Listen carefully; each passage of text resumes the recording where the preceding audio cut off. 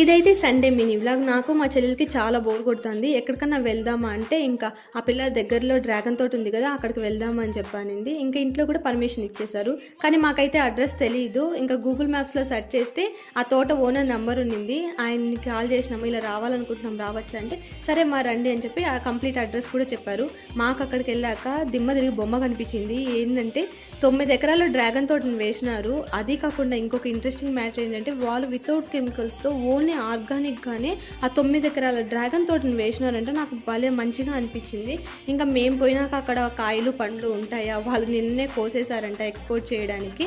మేము ఇంకా అక్కడొక కాయ అక్కడొక పండు ఉంటే వాటిని చూసే మురిసిపోయినాము. తోట అయితే బాగుంది కానీ ఎక్కడ పట్టుకున్నా కూడా ముళ్ళులే, అవి తెలియకుండా చేయి పెట్టేసినాం, చాలా వరకు గుచ్చేసుకున్నాయి.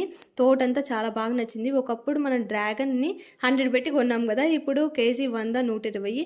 ఇక్కడైతే మేము 3 కేజెస్ తీసుకున్నాము, మాకు 70 పడినాయి. మీరెవరైనా దగ్గర ఉంటే ఒకసారి విజిట్ చేయండి. ఇవి షుగర్కి చాలా మంచిదంట. అక్కడే ఒక పండునుంటే దాన్ని తినేసినాము.